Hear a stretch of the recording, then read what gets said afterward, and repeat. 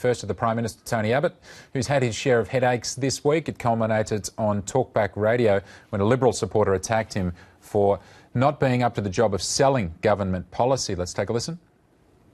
You're on the nose with Liberal voters, and that's a real concern to me because I don't want to see you give the keys to Bill Shorten at the Lodge. Well, we're what not are you going going to do to... Well, I'm sorry, if the way you're going, it's going to happen. So my question to you is, what are you going to do to turn it around? Because I've got to tell you, you're the world's worst salesman, Prime Minister. Prime Minister, it's the way you do things, like the Medicare thing, with the education. You've done so many backflips. People don't know where you're going, and business are saying there's roadblocks because there's no direction, there's no leadership, and that concerns me as a Liberal voter. We can't afford a Labor government, but you're going to put Bill Shorten back in the Lodge with a massive majority because people simply don't like you. And as a Liberal voter, I don't particularly like you. There you go. That was on radio yesterday, and the Prime Minister did ask his colleagues to stand by him and stick to the plan. Joining us now, the ABC's newly appointed political editor, Chris Uhlmann. And Chris, fair to say that you're reporting on this earlier this week and speaking to backbenchers in particular about that unrest. Did the Prime Minister's words yesterday assuage any of those fears? I don't think so, because what Andrew said on Talkback Radio is pretty much what a lot of the backbenchers have been saying to us. But it's not just backbenchers we've been speaking to, by the way, Paul. We've spoken to 20% of the joint party room now, and from frontbenchers all the way through to backbenchers, I think it's fair to say that nobody thinks the government is travelling particularly well. And there are supporters of the Prime Minister, of course. Some say they robustly support the Prime Minister, but almost everyone has a view on how the government can do better, and some of those express their views very, very strongly. And there are some quite stern critics of the Prime Minister, right up to and including those who believe that he should be replaced. Well, where are those discussions going to go from now, Chris? Do you think, I mean, we've seen some policy, as that caller said, some backflips, but also this new IR discussion to be had as well. I guess they have to wait to see how that goes. That's right, but where this goes with the Prime Minister is at the moment that no one has any stomach for changing the Prime Minister. They've seen what happened to the Labor Party yesterday, and it was interesting yesterday in the conversation the Prime Minister had essentially with his backbench through Talkback Radio. He was telling them that there was nothing more likely to happen to the coalition than death if they continued to fight among themselves or to try and change leaders. But just to give you a little bit of a sense of how strong some of the feeling is on the backbench, and as I say, and some of these comments are also from front benches, I think we have a few samples here. Someone said to us, Tony Abbott is toxic among our own party members. If the Queensland election goes badly, Tony will be blamed.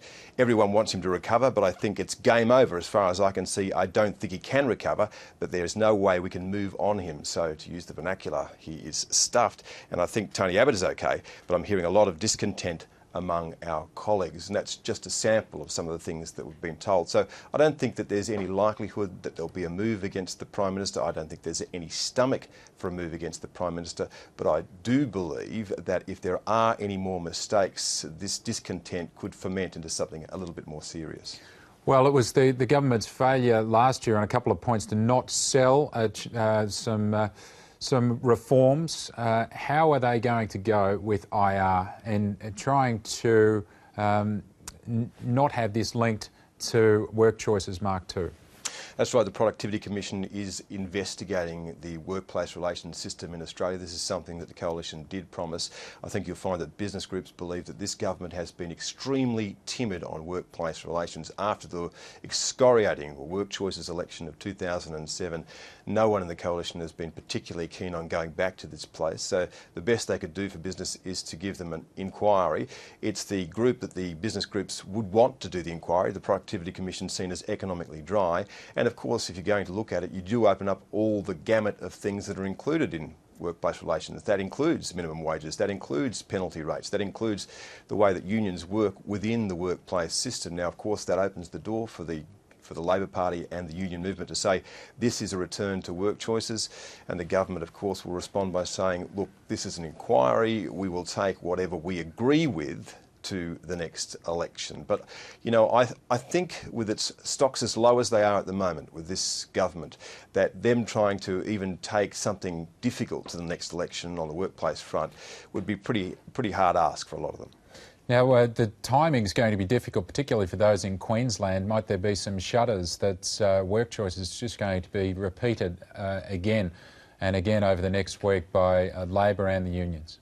I'm pretty sure that they will take up that cry today when you see some of the Labor MPs, the federal Labor MPs who are stomping around the electorate. Of course, notably the Prime Minister isn't visiting Queensland during this election campaign. He is seen as toxic up there, according to some of the MPs that we spoke to there. And interestingly, at the Liberal National Party launch that Campbell Newman did, there are a lot of federal MPs there from the Liberal National Party, and we were told that people were having long-term Liberal Party members poking them in the chest and saying, what are you going to do about Tony Abbott? So the concern up there is that the federal government is helping to lose the Liberal National Party's base. But I think you're right that work choices will feed into that narrative about what's happening in Canberra and the fairness narrative that the Labor Party has done so well in prosecuting against this government. Have you worked out roughly in your mind, Chris, what might be a decent result for the federal government in Queensland? They were talking about the loss of 8 to 10 seats. You'd have to think after the annihilation of the Labor Party up there has to be some return to normal service. Campbell Newman has been a particularly unpopular Premier. They were talking at the outset of this campaign 8 to 10 seats might be lost. Now it looks more like it'll be 15... to 20. So anything approaching that or over that will be seen as an enormous slap in the face for the LNP, given it had such a big mandate last time.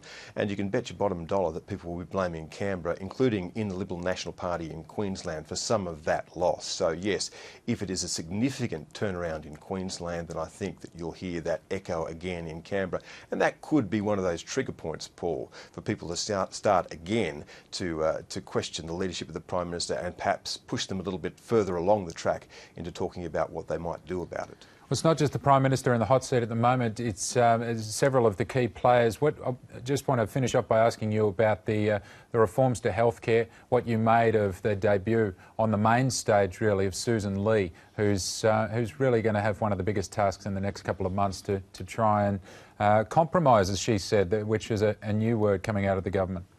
Yes, but Susan Lee is one of the government's very good performers. She well deserved being elevated into the ministry. I think there was a little bit of discontent, though, by the outgoing minister, that the fact that he was handed something which clearly neither he nor the Treasurer wanted. This was the Prime Minister's idea that short consultation visits to the GP should be, the rebate to that should be cut by $20. And of course, then there was the very untidy retreat. Susan Lee coming back from holidays to announce that at the last minute, as ministers had been going out and defending it. And I think that the former Health Minister may well have felt that he was hung out to dry.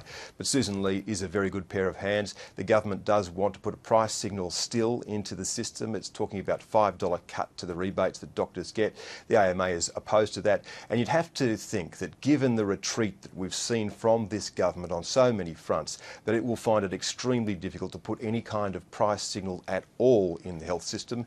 And even though economists have wanted that for some time, I think that if this government can't manage it, then it will never be managed. Chris, thanks very much for your analysis this morning. Much appreciated. Thanks, Paul.